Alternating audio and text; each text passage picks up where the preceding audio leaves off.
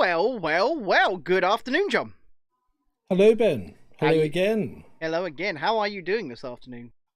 Eh, I'm a bit ambivalent.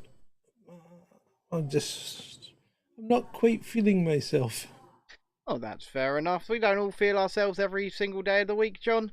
It's been a bit of a weird day today, hasn't it? Yes, I took a walk. I went round to the park and then I thought I'll have a quick look at the town and see how busy or not busy it is. Hmm. And there was three shops open.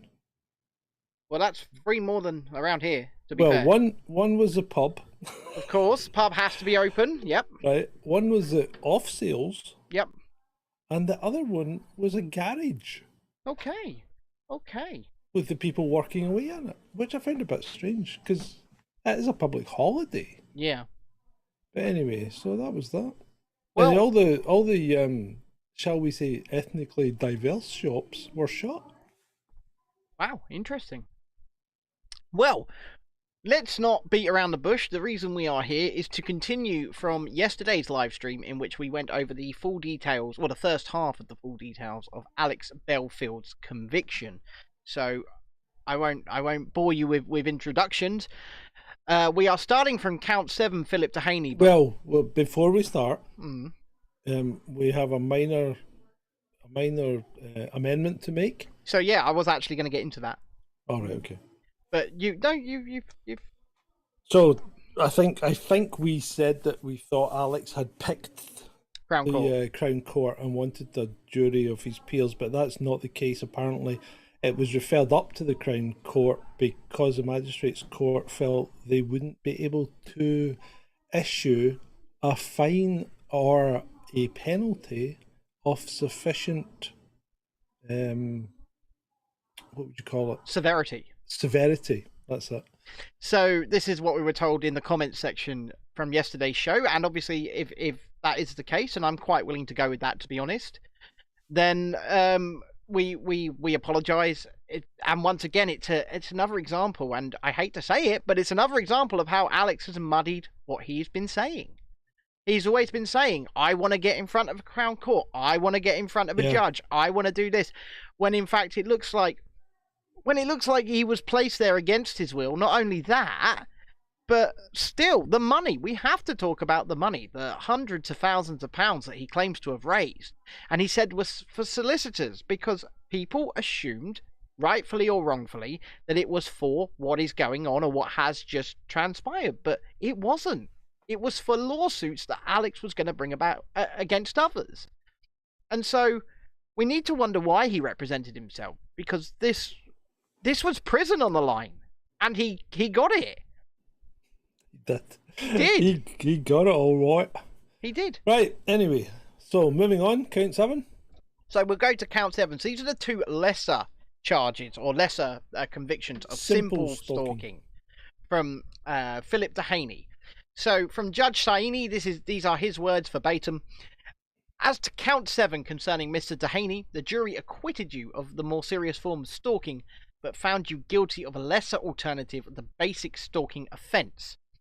I must respect the jury's acquittal on the more serious charge, and it is of relevance when I consider the levels of harm caused. Count 39. Like Mr. Hewis, point 7. Paragraph 39. Like Mr. Hewis, Mr. Dehaney was the subject of a vicious and continued campaign of abuse, principally by way of YouTube videos. Once again, what does that mean? He was a theatre critic and a blogger who did not wish to be tagged by you into what he regarded as offensive tweets about those in the industry. Well, if he tagged him in, then that is a direct form of contact, isn't it? Yeah, that is. He had never met you. He asked that you cease. Your online attacks and emails began in the early new year 2020. You wrongly believed that he had repeated the contents of Hewis's tweet. You again made false representations as to the intended legal action. This victim started a blog in which he provided a day-to-day account of your abusive conduct. So he was writing about Alex as well. That inflamed you further when Mr. Dehaney became uncontactable and refused to engage with you. Okay. So there's a couple of things so far. This guy Dehaney has asked Alex to stop. Yes, of course. Right. And while he is writing about him, we don't know exactly what he was saying, but it appears that that he may have been merely recording that Alex was saying things about him. Okay, and Alex has clearly asked him to stop that, and it seems to have become a bit of a battle by the looks of it. Mm-hmm. You went as far as calling his mother during the lockdown at the family home. We heard a recording of that call. She is clearly a robust and impressive person. Everyone needs a mum like her. Mr. Dehaney's mother repeatedly and fairly asked you again and again what had her son done that was wrong. You failed to provide any answer. The call was, in my judgment, part of the harassment of her son, who stood by her while she took this call.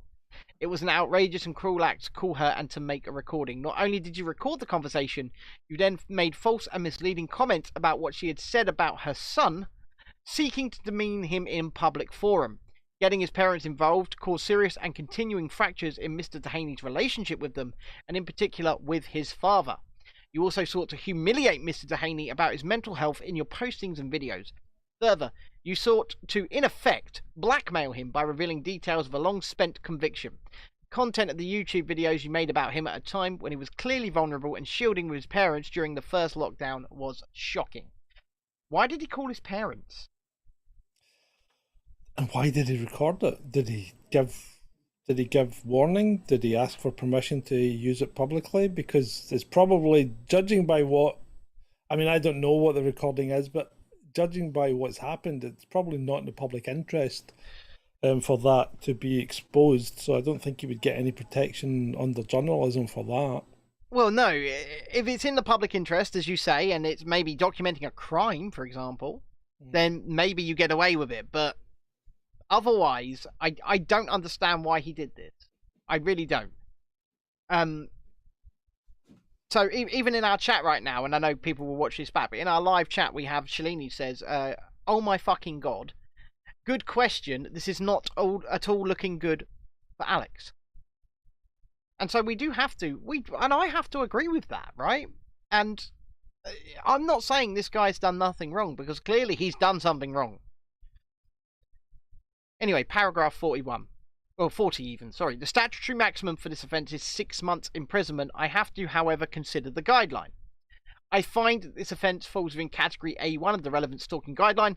That is the highest category. As to culpability, your actions were planned, repetitive, and intended to cause Mr. Haney distress and included hostility based on his sexual orientation. I do not consider the fact that you are a member of the LGBT plus community means you cannot have acted with hostility based on Mr. Dehaney's sexual orientation. As to harm, having regard to the jury's verdicts, including the acquittal, I find harm, I'm going to have to question this in a second, distress, including psychological harm, were caused to Mr. Dehaney. Mr. Dehaney has been unable to continue his blogging enterprise as a result of your actions. This was a significant change in lifestyle. Is Judge Dehaney saying that Alex Belfield is gay? I'm not quite sure. Oh, sorry, Judge Saini. My apologies. Right. Let me just repeat that line. I do not consider the fact that you are a member of the LGBTQ plus community means you cannot have acted with hostility based on Mr. Dehaney's sexual orientation.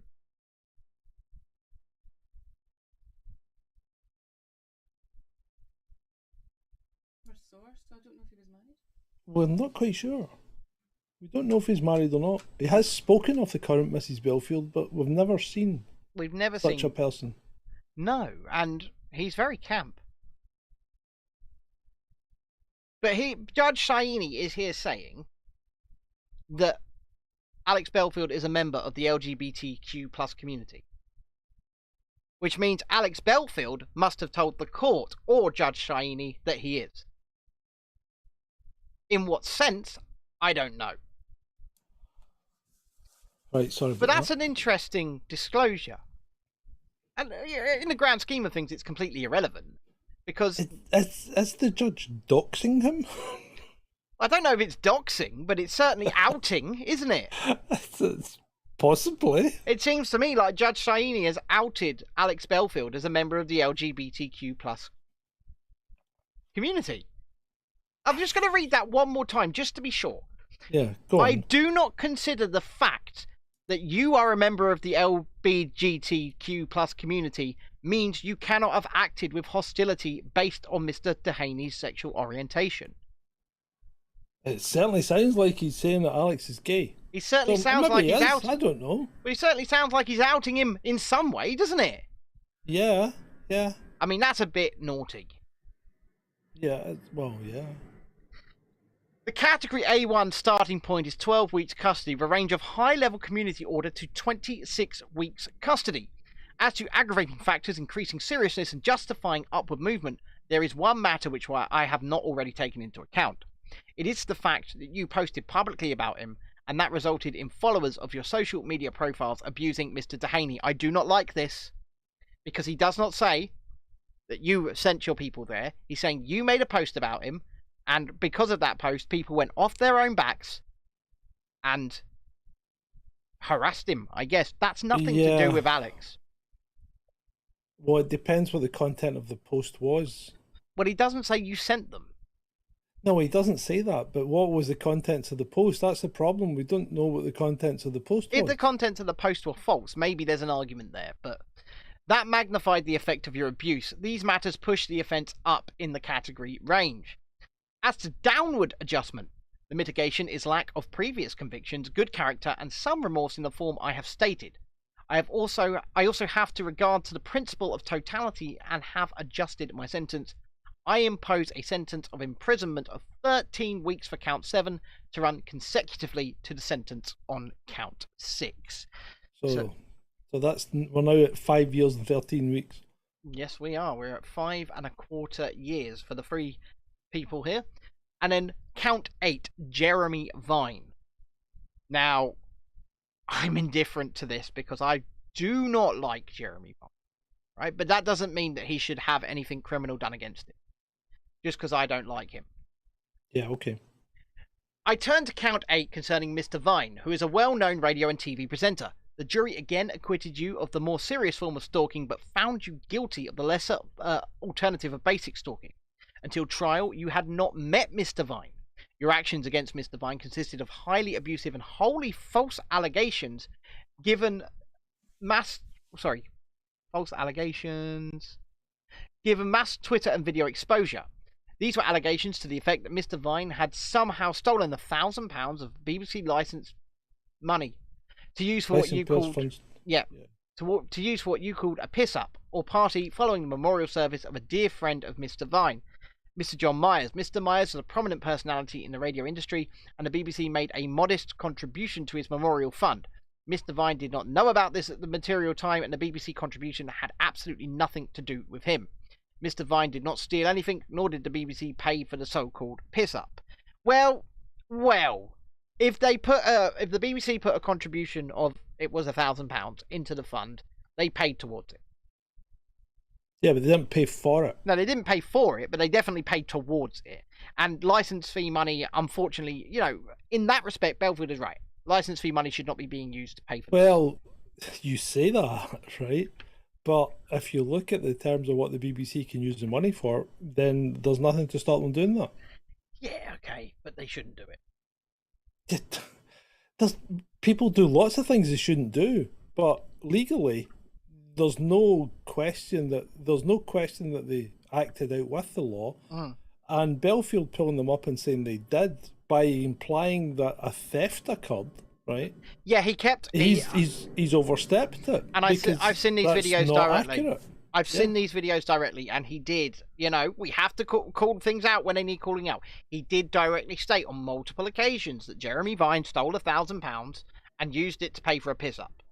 Yeah. He did say that, and whilst there is this £1,000 donation gone into the memorial fund from the BBC, it looks like Jeremy Vine didn't do it. It might have been done at Jeremy Vine's behest behind the scenes. We don't know.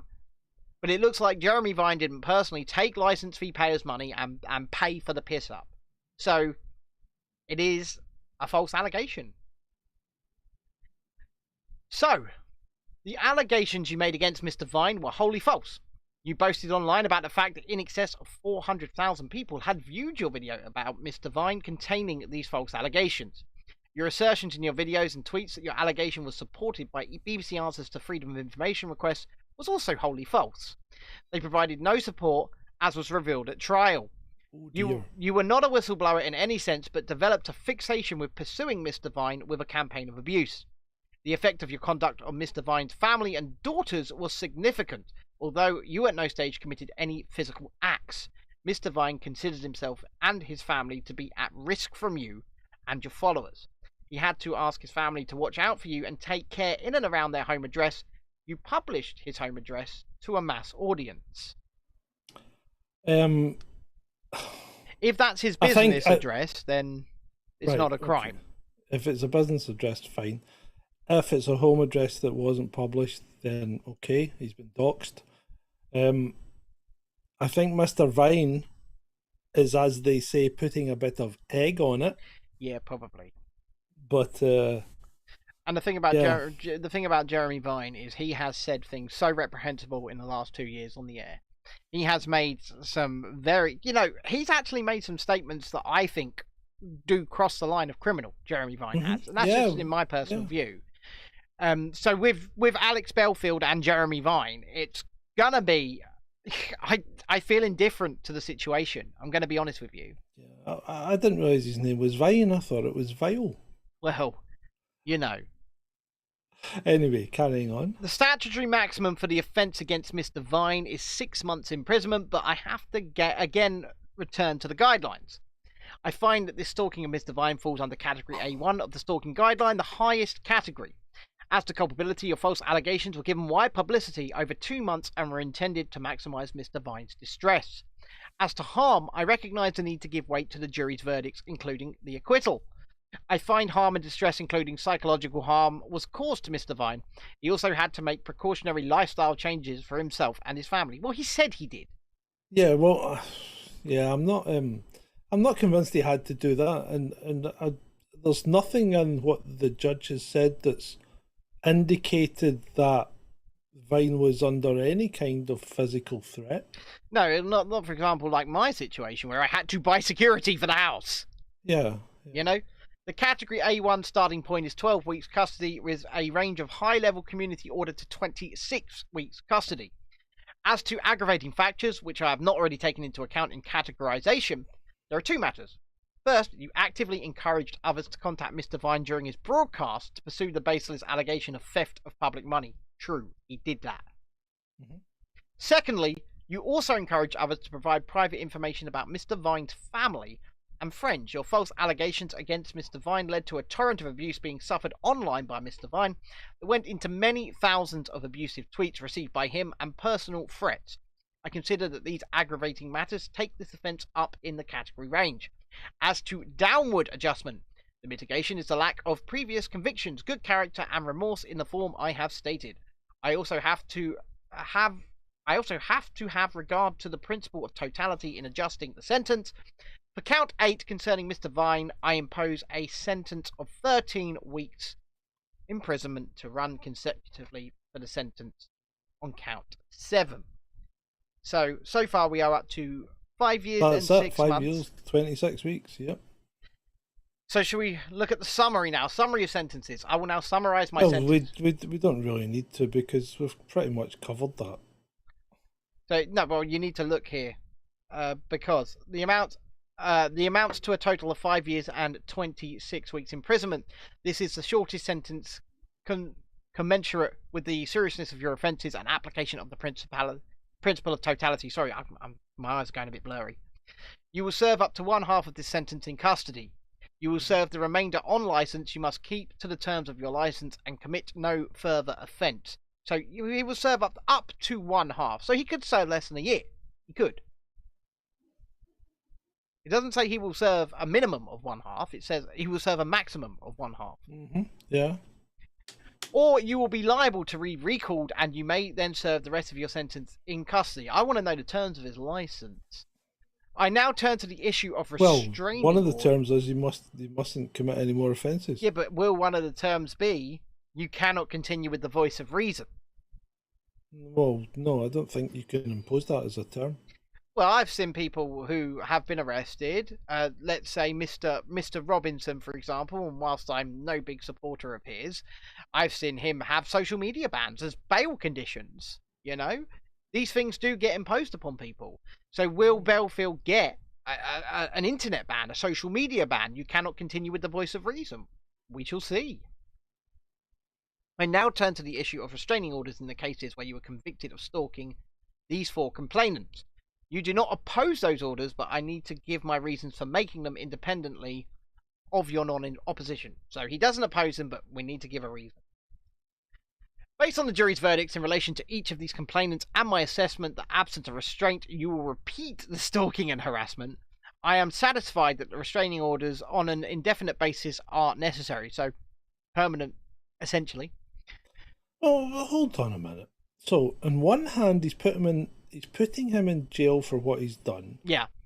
And if he gets out after half his sentence is served, part of his license is that he cannot continue to commit any offences. Yeah. And then on the other hand, he's saying if you're able to, you'll continue to commit these offences. So I'm putting restraining orders on. Well, that's like 2 bites of the cherry, surely. It does seem like it's 2 bites of the cherry, absolutely. And Shalini's got a question in the chat share. She says, has his channel been yeeted yet? I haven't checked today, but it was still there yesterday. And yeah, it was there this morning. Do you know what? There are plenty of people who have YouTube channels that have been to prison. There are plenty of them. Does his get deleted? Did YouTube jump on the virtue signal bandwagon? Because maybe some of these videos making these allegations are still on his channel and they get struck? I don't know. But, John, if you want to have a quick look, see if it's still there whilst I go through this. Well, it was still there this morning. Okay. But I'll have a look. Your past conduct and qualified expression of remorse establish that the court's intervention is necessary to protect these complainants.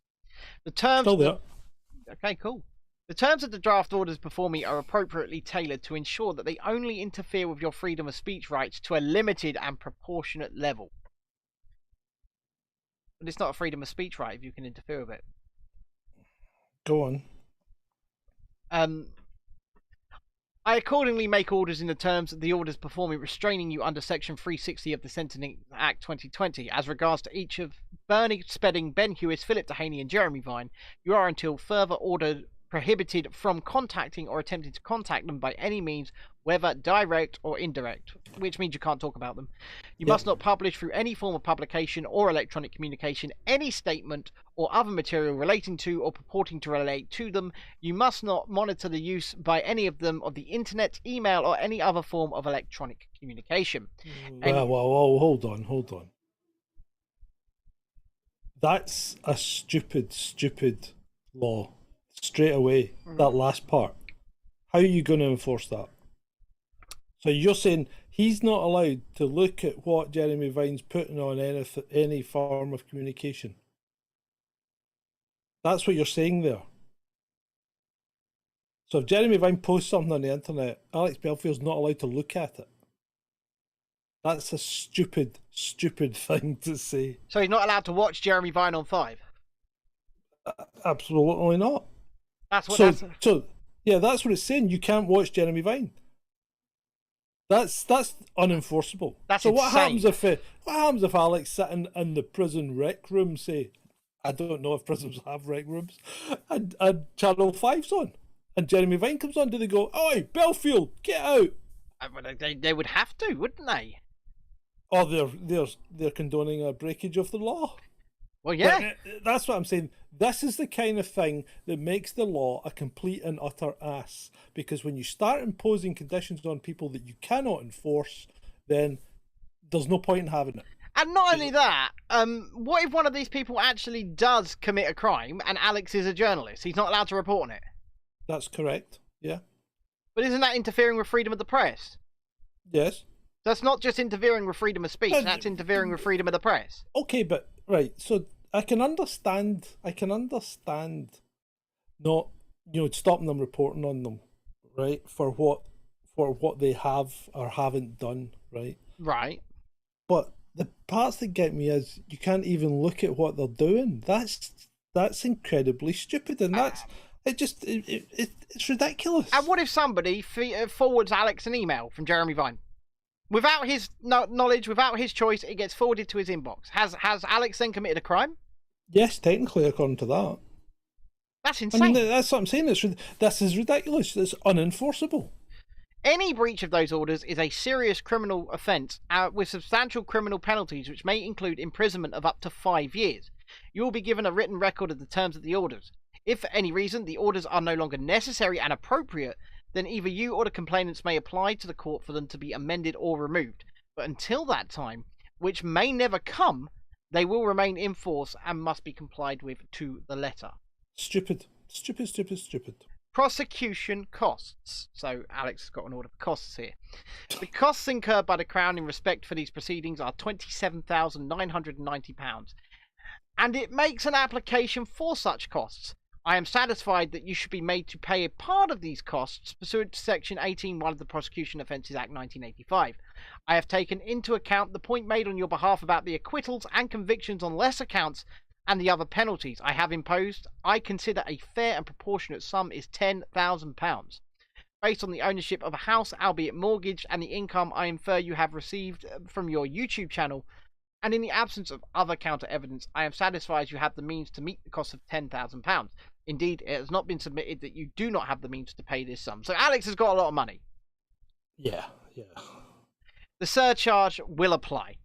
Finally, I turn to my judgment on the Crown's application for restraining orders in relation to those complainants where the jury acquitted you. Again, you do not oppose that application, but I need to be satisfied that it is appropriate for me to make the orders and to give reasons for my decision. So he's been acquitted of stalking, and they've applied for restraining orders anyway. Yeah, and why wouldn't he oppose them if he's not guilty? I would have opposed them. Yeah, because if this, and we'll read it in a second, but if the same conditions do apply, then he's not allowed to watch or see anything they do. So let's see. In relation to the complainants in respect to the counts 1 to 4, where Mr. Belfield was acquitted, the Crown applies for restraining orders against him under Section 5A of the Protection from Harassment Act 1997. These complainants were Rosina Breen, Helen Thomas, Liz Green, and Stephanie Hurst. I have heard these names so many times from Belfield on his channel. I will say that. Mm-hmm. Each of these persons gave oral evidence at trial. Section 5A of the 1997 Act empowers a court to make restraining orders against the defendant following his acquittal if the court concludes it is necessary to do so to protect a person from harassment. Nothing in this judgment seeks to cast any doubt on Mr. Belfield's acquittal. I am required to consider a separate question under the statute, which is the need for any future protection, even in cases where there has been an acquittal. That will require me to consider the evidence before the jury, but nothing I say seeks to question their verdicts. I am applying the civil standard of proof in identifying the facts, unlike the jury when determining the criminal charges. So what are we looking at? Balance of probabilities here. Yeah, balance of probability.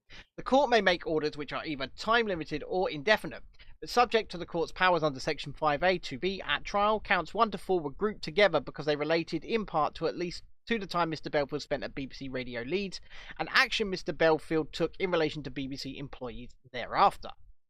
There were many common features of Mr. Belfield's conduct in relation to these complainants, and I will, in the interests of brevity, summarise my findings by reference to the common facts which emerged from the evidence. I will, however, also need to make reference in brief terms to evidence concerning particular complainants. In coming to my decision, I have taken into account the oral and written evidence presented by to the jury. I also take into account that the nature of the future restraints which the Crown seek will interfere with Mr. Belfield's Article 10 ECHR rights, because they essentially seek to restrain speech and communications. Accordingly, I approach matters on the basis that the need for such future restraints must be convincingly established, and the measures must satisfy a strict proportionality test. The court must balance the complaint's rights to private life under Article 8 of the ECHR against Mr. Belfield's Article 10 rights. Now, I have a problem with that because I'm a firm believer of your rights end where mine begin.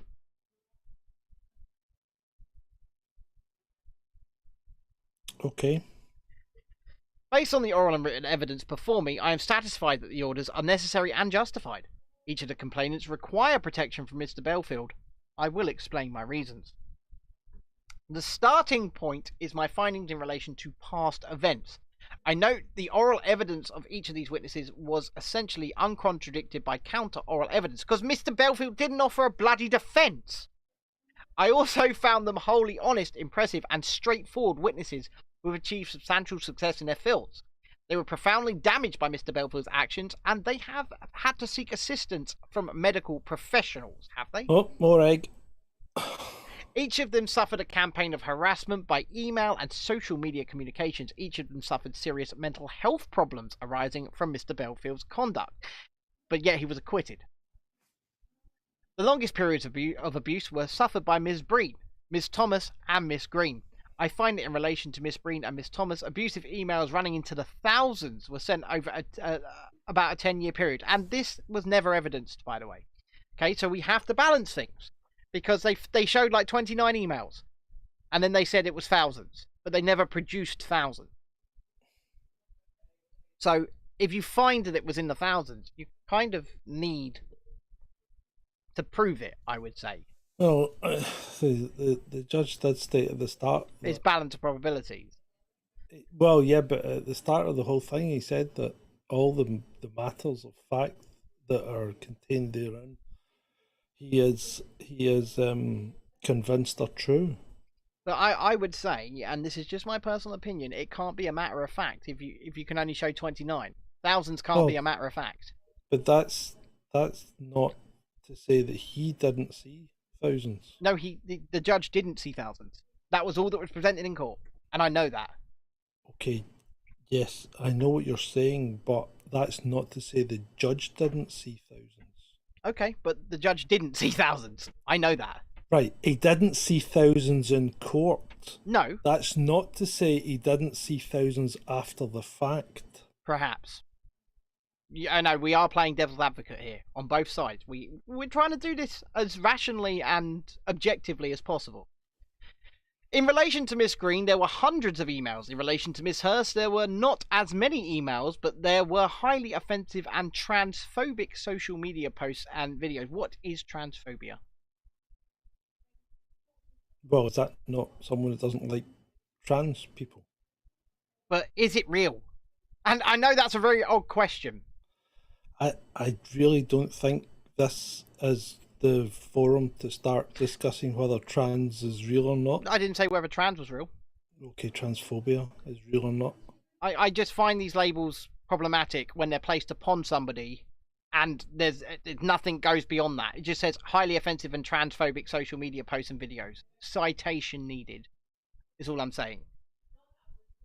Okay. Apparently we've disappeared to a black screen. No, we haven't. No, we're still up. Could you please refresh in the chat? My apologies there. Each of them suffered... Oh no, we've done that.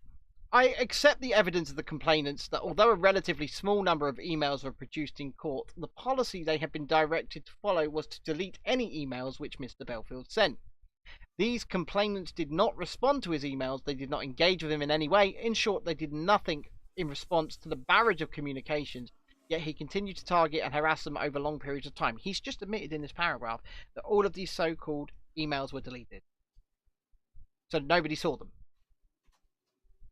So they've said there are thousands and they've deleted them. He's admitted it in this judgment. So how can you make a basis? You can't read, in my opinion, you can't reach the balance of probabilities. Hold on. Where are we? What did he say? He said, right. I will read the emails were produced in court. A relatively small number of emails were produced in court. The policy had been directed to follow was to delete any emails which Mr. Belfield sent. The complainants did not respond to his emails, right? They did not engage with him in any way. In short, they did nothing in response to the barrage of communications, yet he continued to target and harass them.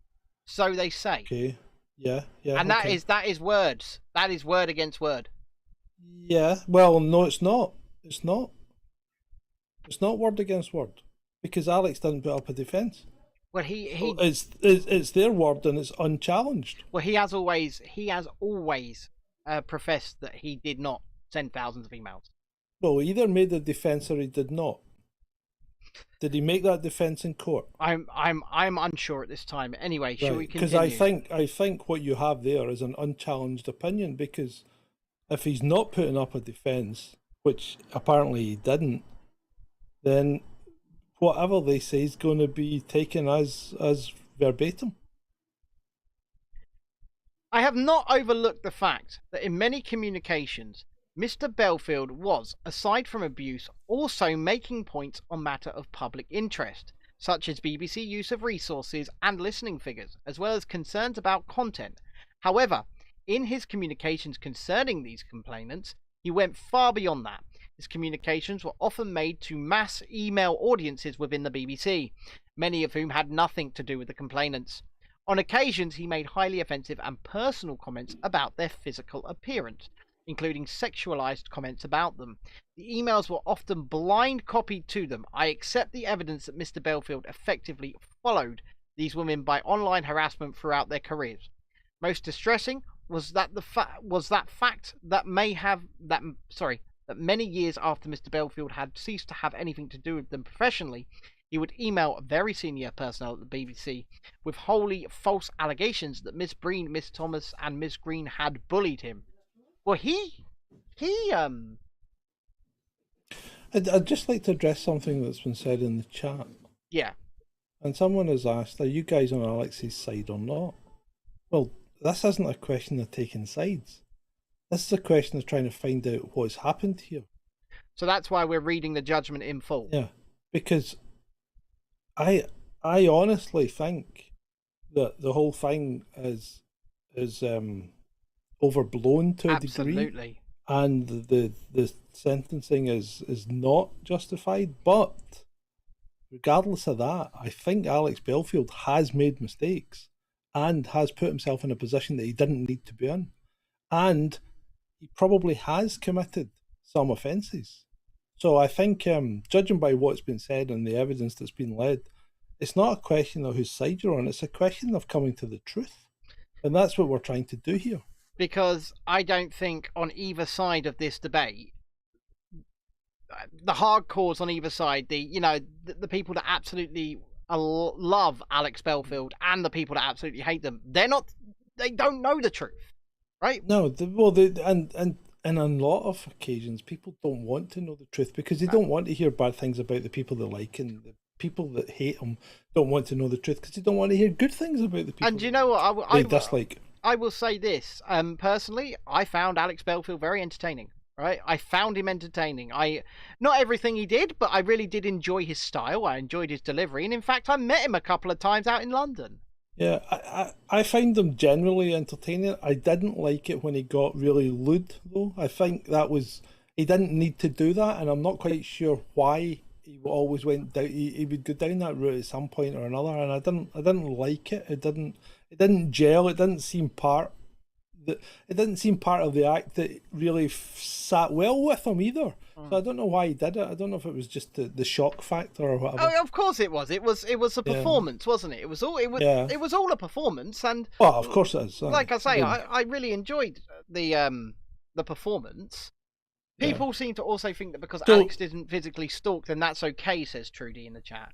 Yeah, well, it seems to me that what you just read out, that paragraph that read out, was that he was sending emails to email groups within the BBC, possibly that he was getting leaked to or that he knew because of his time there or whatever.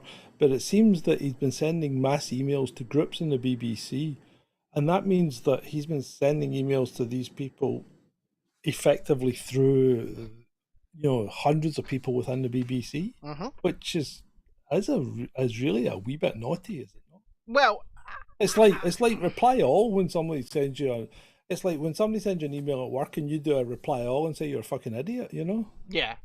No, I hear what you're saying. There was no escape for these complainants from Mr. Belfield until the Nottinghamshire Police became involved in late 2020 and bail conditions prohibiting contact or references to these persons were imposed. I find that these complainants were targeted by Mr. Belfield because he held personal grudges against them, because he believed they bullied him, by the way. He believed they bullied him. He was very open about that. What? Oh, these were his former managers? Yeah. As regards Miss Breen and Miss Thomas, his former managers, he felt they had mistreated him during his brief period working at BBC Radio Leeds in 2010 to 2011. Mr. Belfield also has a belief that women, as part of what he repeatedly called a tick box culture, were being promoted and given prominence within the BBC when he, as a person in his own view of real talent, was not being employed. I express no view as to this, save to say that such holding such a belief does not provide a charter for harassment over 10 years. Okay. Yeah, okay. I mean, yeah, okay. Okay, well, I've received more than one job advert from the BBC that says no white people. I will say that. Yeah, okay, but by the same token, you're not sitting there concocting a campaign against people because you think you are brilliant and you're way better than everybody else that works at the BBC, and you might actually think that, but you're still not concocting a campaign of abuse, of systematic abuse, are you? Yeah, but the thing is, me and you are far more entertaining than anyone that works at the BBC, John. Well, possibly. I don't know, Black Gary.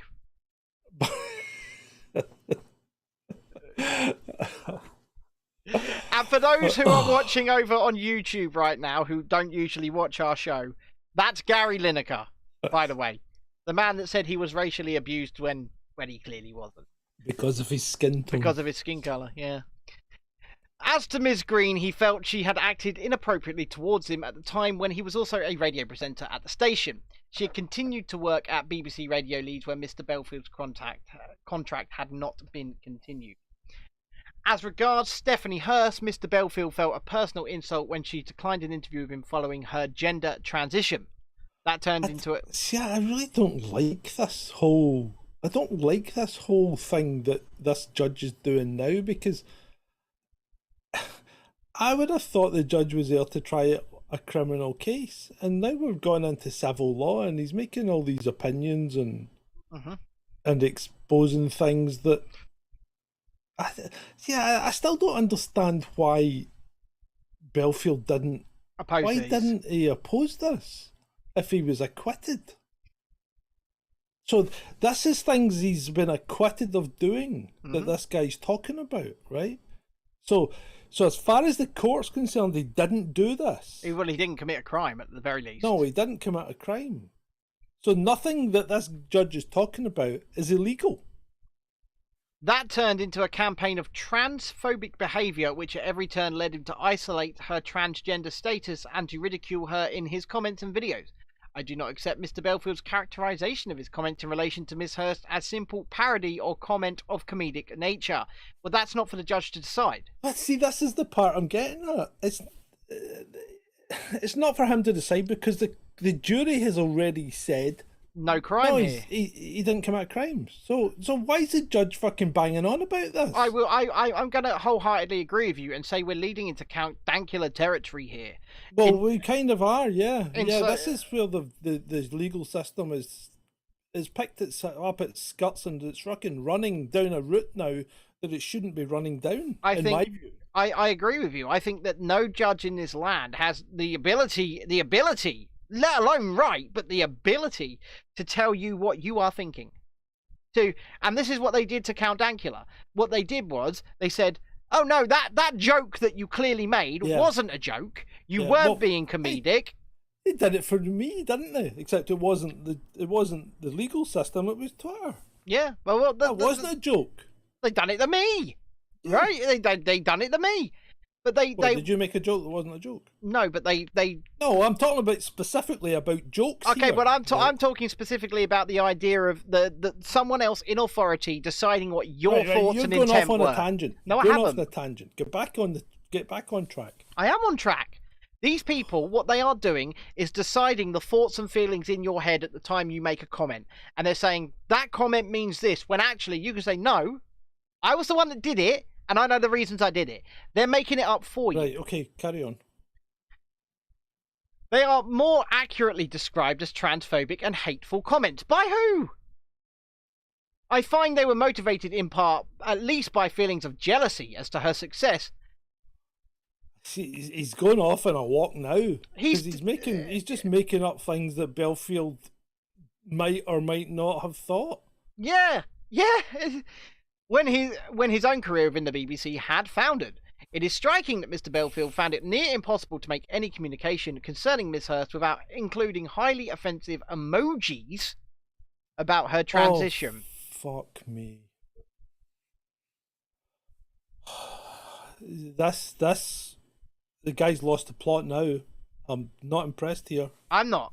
It's not relevant. None of this is relevant. In each of these cases, it was essentially a personal campaign of revenge which motivated him, as opposed to some form of journalistic exercise of holding people to account. Ascribing actions that have not been proven. I agree. I agree. This is the stuff I'm worried about.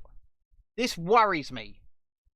Applying the civil standard, I find that Mr. Belfield carried out a historic course of conduct against each complainant which amounted to statutory harassment causing distress and alarm, and he ought to have known his actions amounted to harassment. The criminal case said otherwise. And right, this is what annoys me. Yeah, but that's the point, right? That's the point. This was a criminal case, okay? So why are we now gone off into civil, right? There was no civil case raised. So well, why is he now looking at this from a civil perspective? Because the Crown asked him to. They asked him for restraining orders on a civil basis. I also find that based on the nature of it and extent of that conduct, on his police interviews and nature of his defence in his trial, that there is a very substantial risk that absent a court restraint he is likely to continue such behaviour. And yes, I agree, Shalini. Shalini in our chat says the judge is going totally off-piste. So what the judge is essentially doing here is finding him guilty of harassment, even though he's been acquitted of harassment. Yeah, he is. In my judgment, Mr. Belfield's approach at trial did not indicate any appreciation of the extent to which he had damaged the mental health of these 4 women. An order which is indefinite in time is justified, so forever. I cannot, on the evidence before me, find that Mr. Belfield is likely at any particular period in the future to have an appreciation of the inappropriateness of his past actions. The complainant's right to private life outweigh any freedom of speech right that Mr. Belfield might claim to exercise. In this instance, I disagree. I'm sorry. I disagree. I think that their right ends where his rights begin. Because he has not been found guilty of this. In fact, he was fully acquitted at criminal trial. And so what the judge has turned around and done is said, forget that, I'm going to say you harassed them. Mm-hmm. I don't understand that. Yeah, so, I mean, to sum it up, he's basically imposed the same conditions as he imposed for the ones where he was found guilty of. We're gonna continue here. Well, you don't need to read that out. It's exactly the same, right? Mm-hmm. It's exactly the same conditions as he applied to the people that he was found guilty of stalking. So effectively, the judge has found him guilty of stalking all 8. Yes. Hasn't he? It's exactly the same conditions, yeah. Yeah. Yeah, the judge has found him guilty of stalking all 8. Yeah. Yeah. And opposed conditions. So I mean, it's got the same ridiculous thing about he cannot monitor their use of any internet mm-hmm. or any electronic means of communication. So he can't watch them on TV. But finally, I record that I consider each of these women acted with substantial courage and real fortitude in coming to court to give evidence in a public forum about matters which had very substantial negative mental health impacts upon them over several years. The court's orders today are intended to provide them with protection, with criminal penalties for breach against any repetition in the future of such conduct. Once again, I have to reiterate, he was found not guilty. He was acquitted of stalking these people. And now he has, you can't listen to their radio show or you'll go to prison. Yeah.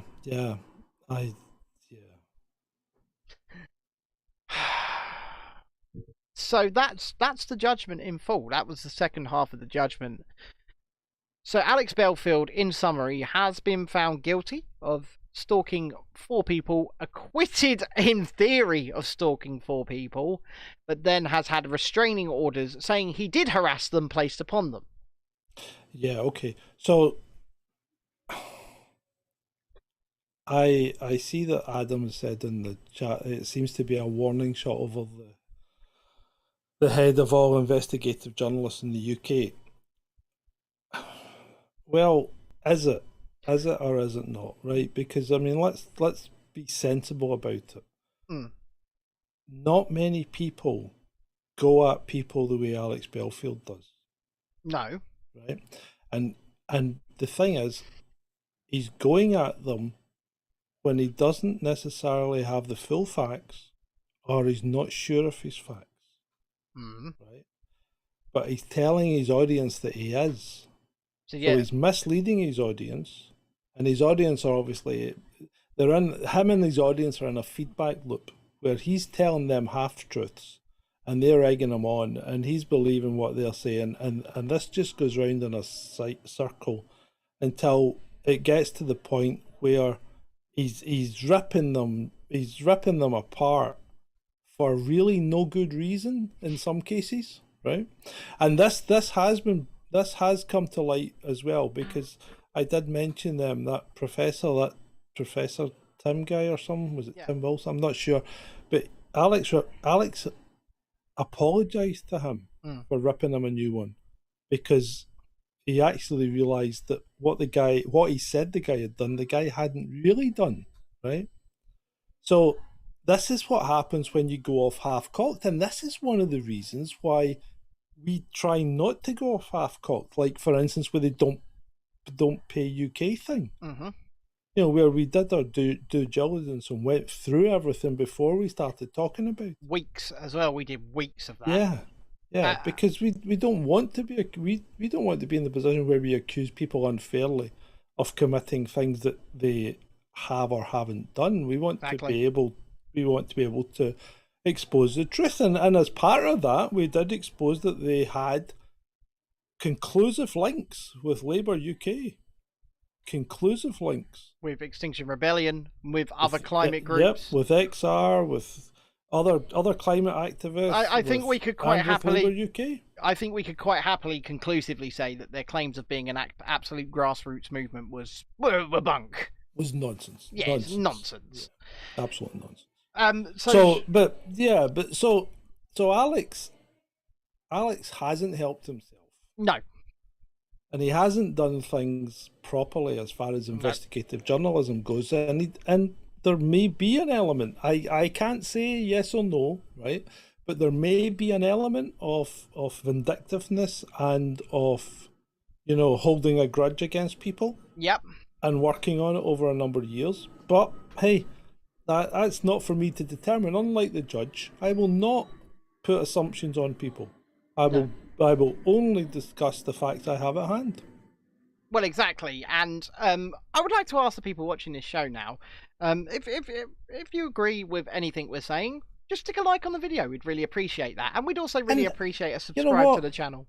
If you don't like what we're saying, that's fine. Let us know. Let us know, because we're trying to be fair here. Yeah. I don't know Alex Belfield from Adam. I've seen his shows and things. I don't know him. I've shook his hand a couple of times, right? While he's been out in London. He seems generally an okay kind of guy, but some of the stuff that's come out in the judgment and in the trial shows that maybe he's not been quite as stable as he should have been at some points. But no, I don't think he should have got 5.5 years in prison. And you know what? There are other people on our side of the fence, shall I say, that do. There are people that we have spoken to, including fellow journalists, who say that he should have got more. Yeah. You know what? Ultimately, this is all about words. Mm-hmm. Right? And to get your liberty deprived for 5.5 years for saying hurty words is quite a stretch, right? Now, I'm sure some of those people were a bit taken aback by the force of the vitriol that Alex has poured upon them, right? Mm-hmm. But by the same token, they're meant to be big boys and girls. They're meant to be able to fight back. They're meant to be able to take things sensibly, right?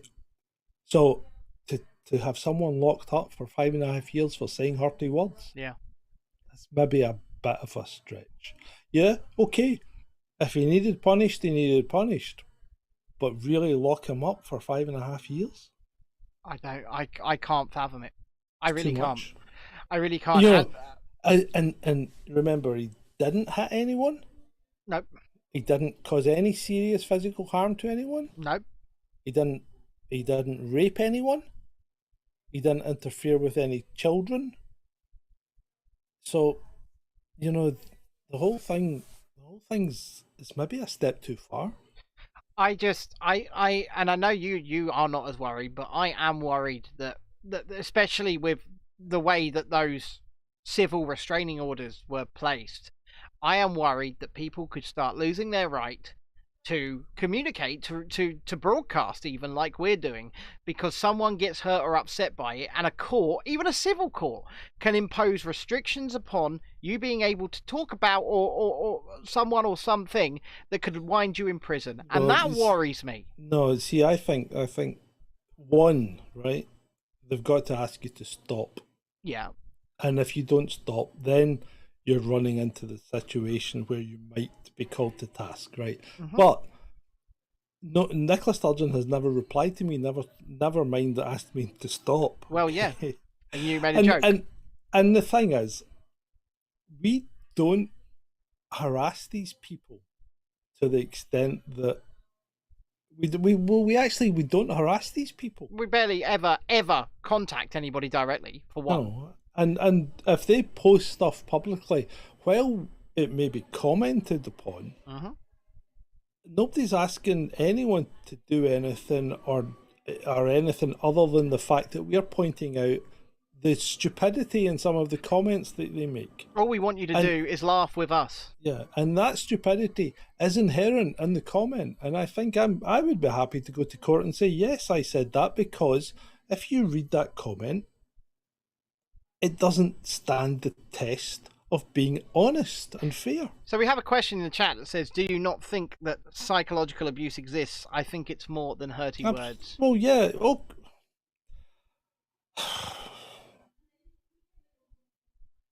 I'm someone who's been through this, John, and I will say this. Okay, I was saying hurty words to make it, to put it in perspective, right? Yeah. Yes, psychological abuse exists, obviously, but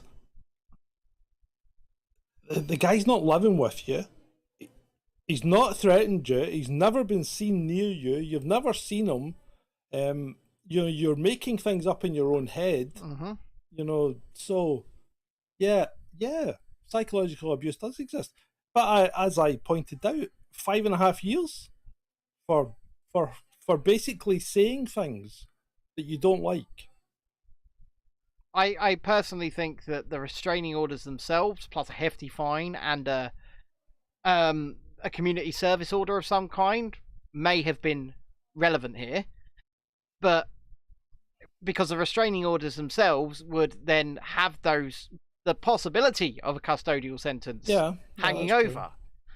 But I don't even want the people that have, published my address on the internet, threatened me and my family over the. I don't want them in a custodial sentence if they never come anywhere near me or my family, right? Yeah. Now I have obviously been through the things, got security and the like on my home. I'd like them to pay for that, because that cost a bomb, right? Mm-hmm. And they caused me having to do that. But I personally think if they had a restraining order held over their heads that said you will get a custodial sentence if you don't leave these people alone, to me that would be enough. But that's just me, and like I say, I've been through this. Now, do I think the man should have got 5.5 years in prison? Absolutely not. But I think if he has crossed the threshold of criminality here, then something did need to be done, unfortunately. But, that is the chickens coming home to roost, as Alex would say. Mm-hmm. And yeah. you said yourself I've completely gone off track here. So you said that perhaps it was a bit too harsh. Yeah, I agree. See, the thing is, the legislation used is really designed for people that physically stalks people. Yeah, this is a test case in effect, isn't it? Because Alex is the first to be done this way. And you can understand that. I would say if you're physically stalking someone, it's probably a whole different ballgame of psychological torture. I would agree. And maybe that's why the sentences for those crimes are so high. Okay. Yeah. Now, what Alex has done publicly, while it's not nice, it's certainly not nice, and I'm not saying it's appropriate, uh, does it have the same effect as someone who's physically stalking you and who who you see, Well, I can say who makes differences to the way that you actually have to live rather than just you saying it, so well, I can tell you actually from experience, right? And yeah. I have to push back a bit. I do have to push back a bit because when they came after my grandmother, she was terrified. And they only came after her online, and she was terrified. She was on the phone to me terrified, right? And that really pissed me off, I might add. Okay. But yeah, he won't serve anywhere near that, says Bethany. Yeah, but people don't serve anywhere near that for rape. But I don't think that comparison can be made because they're two different sets of law. They're two different. They're two different cases at two different times. You don't think that physical crime is? Did I say that? Worse? Did I say that? I just said we can't make a comparison of two different sets of law, two different sentencing guidelines, two different judges. We can't make that comparison because ultimately. But we do all the time. And maybe we shouldn't. Maybe we shouldn't. No, maybe we shouldn't. But what I want from the people that did this to me, and to this day, some of them still continue to do this to me, as you know, is I just want them to stop. That's all. Well, maybe you should go back to the police now. Well, maybe, but like even one of them, I remember having a conversation with Sussex Police, and they said, "Well, what do you want us to do to him?" I said, "Well, this guy clearly has mental health problems himself, and what I want is for you to get him the help that he needs." And I said nothing beyond that. But then that's just me personally. That's just my thoughts. That's just my opinions. And see that right. So this is the problem, right? When you go to the police, you can't set limitations on what they're going to do. No, but they asked me what I wanted, and they said that's very nice of you. I know they did, but they probably didn't mean that. And the thing is, once you set the police on someone, then they'll probably pursue it they'll either will or will not pursue it, and if they do pursue it, they'll probably pursue it to the limit of the law.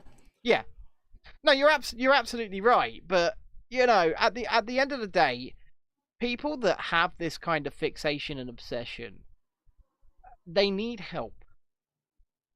They need help.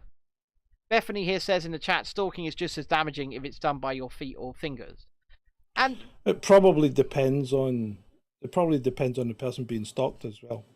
Yeah, absolutely. Of course it does. Of course it does. Because maybe what's happened to me happens to somebody else. It happens to Bethany in the chat, and she wants a completely different way of dealing with it. I completely understand that. I really do.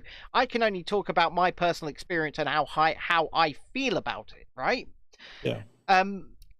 But as long as no physical harm comes to me, my property, my family, or anything of the like, I wouldn't want to see what is essentially violence be committed upon the person doing it, because when you deprive somebody of their liberty, you place them in a box, it's violence, right? Yeah. And I'm not a violent person, and I don't agree with violence, but I do think these people need help. I think these people need restrictions and things placed upon them if a criminal bar is met when it comes to the tippy tappy, as Alex would call it. But I can't make a comparison because one of these people hasn't actually turned up yet, so I can't make a comparison. Yeah, so well, in summation then, do you think, after saying what you've said, do you not then think that what happened to Belfield was fair? I don't think the custodial sentence at the length it was fair. Okay. I just don't. I don't understand it. What about you people out there? Do you think the custodial sentence then was fair? Because there seems to be a fair amount of people in the chat that think that it doesn't matter if you're physical stalking or internet stalking. Then if the custodial sentence is fair for physical, then it should be fair for internet. Do you think it's fair that he got such a sentence? And just because I don't think just because I don't think it's fair doesn't mean I'm forcing you to not think it's fair. We want to hear what people think. We want to have that conversation, and people don't have to agree with a damn word we're saying. Never. No, of course not. No. Of course not.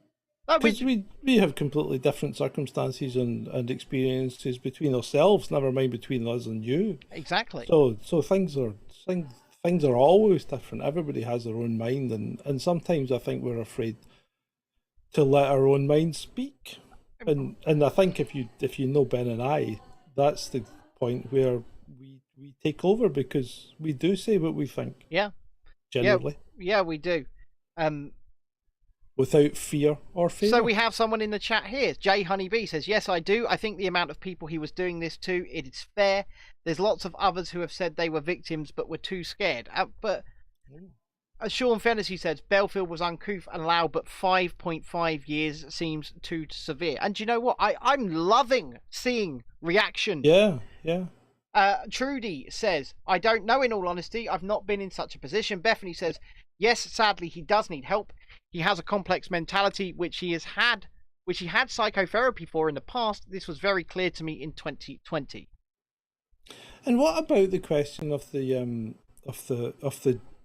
judge outing him as Belfield gay? I mean, it doesn't make any difference. I just wondered, because he categorically stated that he was a member of the LGBT something community, didn't he? He did, and if that is the judge outing him, I'm actually quite concerned by that. Yeah, because it's not something that Belfield. It's not relevant, and it's also not something he's ever alluded to. Yeah, and it's not relevant. No. What does it matter if he's gay or not? What would it matter to his behaviour? Well, exactly. I'm just trying to find it again. Here we go. Paragraph 41. I'll read it again. It's in paragraph 41. So, intended to cause Mr. Dehaney distress and included hostility based on his sexual orientation. I do not consider the fact that you are a member of the LGBT plus community means you cannot have acted with hostility based on Mr. Dehaney's sexual orientation. It certainly seems to me to be saying that Belfield's gay. Yeah, it does. Well, the judge appears to have outed him. Robin, as part of the judgment. Robin in the chat says, too long for too little, and I can see some hamming up as well. Shalini says the judge shouldn't have said that, not relevant to the case. And Bethany says, I agree with that. And this is a point here. I can't get away from this. It does appear that Judge Saini is outing Mr. Belfield. Jay Honeybee says, if he was trans, he'd have been given a slap on the wrist and let off. PS, just found you via Sonia Polton on Brand YouTube. Thank you very much. We do enjoy having a laugh with Sonia on the odd morning. So thank you for coming over. And if you are not subscribed, feel free to do so. And if you have not clicked the like button yet, we would appreciate it. We really, really would indeed. But personally speaking, I don't think the judge should have outed him. No, I think it's a strange one. It's a bit weird. There's a lot the judge said in the second part where he went all civil, and I just didn't like that. I mean, he's basically disregarding the jury and their verdicts, and then saying, yeah, well, the jury, okay, he might not commit a criminal crime, but he did commit it civilly. And it's like, I know there's a difference of the standard of proof, but yeah. Bloody hell, you know. So we have another message in the twat in the troll room, I was going to call it, because we dubbed maybe we'll rename it. We dubbed during our stream earlier this afternoon, we dubbed our chat room the troll room. Right?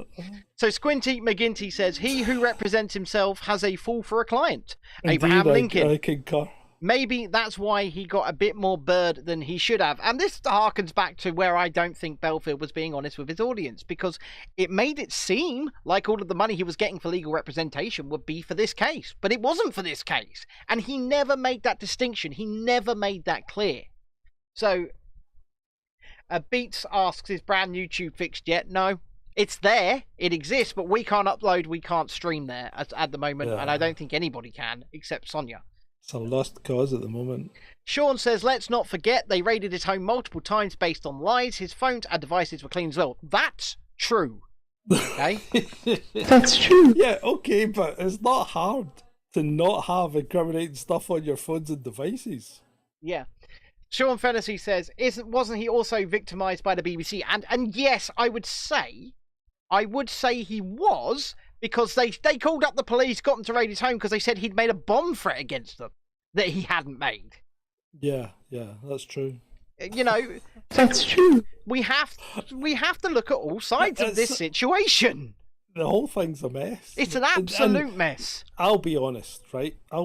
My basic view is that Belfield hasn't gone that far, really, right? Right, hold on, I'll need to rephrase this. Because, yeah, please do. The stuff that's come out in the judicial review has opened my eyes to the fact that he's maybe done a lot more than I thought he had been doing, right, compared to what he'd been saying, right? But I'm pretty sure this is a two-way street, and it didn't all come from him. Yeah. You know, I think there's been a lot of pushback from the other way as well. Bethany says it is a bit harsh, but I think he'll only serve a few months. And do you know what? When I looked at the judgment, and I see that he will serve a maximum of half the sentence. That is quite possible. Up to. That's quite possible. He could serve 6 months, and they say, right, you've done enough. Yeah. Right, that could happen. It's been an interesting interlude. And do you know what? When he does come out, if he wants to talk, I'd love to talk to him about it. I'd love to have a full, in-depth conversation about the situation. I mean, I don't know how much we could because he's got restraining orders. Well, see, that's the problem, because he can't talk about any of the people. No, he can't. But he can talk about the broad strokes of the situation, I would assume. He could talk about how it was. He could talk about his time in prison. He could talk about... We'd love to have that conversation. Is that false teeth, Alex? Sean Fennessy says, community service and a restraining order would seem to be more appropriate, in saying that I haven't seen any of the evidence. Well, see, the problem about the evidence, right, is that Alex won. Hold on. I have to come in here, because Shalini says, when will he find out what nick he will go to? He went straight from the court. Yeah. He went straight from the court to prison. So the thing is, he's what was I saying? I don't know. Sorry, I had to interject there. No, you didn't. You actually didn't have to interject. Fine. So, fuck it, forget it. Bethany says, I was thinking he was wronged by the BBC too, especially Liz Green. Sean says, have some pity, he's a ginger gay guy going to jail. We don't know that he's gay, right? We do know he's ginger. Yes, Shalini. I don't think Shalini was aware that he went straight from court to prison. No more freedom. Gone. What was the sentencing? Why would they wouldn't sentence him then let him out? No. Because he could flee the country, you know? No. I mean, having said that, if I was Alex Belfield and I had the money he'd have, I don't think I'd have been here. You'd have been shaking maracas wearing a sombrero down in Mexico, wouldn't you, John? No, I'd be in Brazil fathering a child. J Honey B says, who says he's gay? He could be Q+, whatever that means. Well, good point. I have no idea. And that's why I said it. I get about 4 letters in and then I'm lost. You know. Shalini says she wonders if he's next door to her in Brixton Prison. I wouldn't have thought so. Oh, you've just doxed Shalini's location. She says it all the time. She says it all the time. Yeah, but nobody listens to her. I listen to her. Yeah, but everybody listens to you, Ben. Why are you impersonating people? Oh, it's because you're David Beckham. That's right. Well, not today. Now I'm not Tarquin, if you can see down there. Yeah, not now, but you weren't earlier. Not Tarquin, were you? No, I was David Beckham earlier on. Yeah, that's what I said. But I was Farmer David Beckham. Yeah. Okay. Yeah. Right. Anyway. Yeah. Yeah, it's been an interesting afternoon. It has been an interesting afternoon, and it's an interesting couple of videos we've made here, and ultimately, it's a mess, as you said. It's a mess. It's a mess, and we don't have the answers. We can only opine how we are going to opine on the situation, and I wasn't comfortable talking about it in full until we did this, until we knew what we were talking about, until we were reading the judge's words, finding out why he was sentenced and the judge's reasoning. Yeah, and I mean, looking back on the opinion piece I did on, it seems ages ago now. Was that Thursday or something? Yeah. Right, it seems so long ago. But looking back on that, there's not much I would change because Alex made a number of glaring errors. Yeah, unfortunately You he did. know, and most of them were around his legal representation and Unfortunately, you are right. possibly his behaviour. You know. And on that note, if you have enjoyed this show, we will be live weekdays, Monday to Friday, at 1 p.m. UK time to give you our take on the news of the day, or maybe the day before, but we will see. And Thursday nights at 8 p.m. or 9 p.m. sorry, for Chasing Dissent After Dark. And also, we put out videos. We put out videos here on the channel, off-stream videos. And if you enjoy that sort of thing, please subscribe to the channel. And also, if you feel otherwise inclined to help support us grow our little platform here, you can do so by going to patreon.com/Chasing Dissent, subscribestar.com/Chasing Dissent, or ko-fi.com/Chasing Dissent. Links are in the chat and in the description. And we appreciate anyone who believes in what we are doing here and wants to help build the conversation. And then you get access to what we call the after party, which is not going to be directly after shows anymore, but it will still be on a Wednesday and a Sunday night, I believe, right, John? Yeah, it will. So on a Wednesday and a Sunday night at 9 p.m, there will be a link placed upon these platforms, Subscribe Star, Patreon, or Ko-fi, that you can click and we can come and have a chinwag. We have essentially this, what we're doing now. We chat the shit, we shoot the shit. It can be a bit more controversial because it's not broadcast and it's not recorded. So, there you go. I've enjoyed this one this afternoon. I hope you have, John. Yeah, I have. And it's been thought-provoking and informative. Yeah, I wholeheartedly agree. And I am just queuing up the intro. So, John, do you want to close it? Yes, I'd like to thank you all for attending this, our special on part 2 of Alex Belfield, the Full Judgment Live. And our opinion on what went wrong and where it may go in the future, and I'd like to say a special thank you to the Troll Room for their erudite and well-reasoned comments. Thank you. I would like to say a huge thank you to all of the new people that are in here this afternoon. It's really, it's heartening to see that a bunch of people have come in and they're getting involved. They're getting involved, which is what we like to see on any show. We like to see your comments. We like to see your opinions too, even if they disagree with us. So genuinely, thank you, and we hope you stick around for more. So, with that, good afternoon, John. Good afternoon, Ben. Goodbye, everybody. Bye-bye.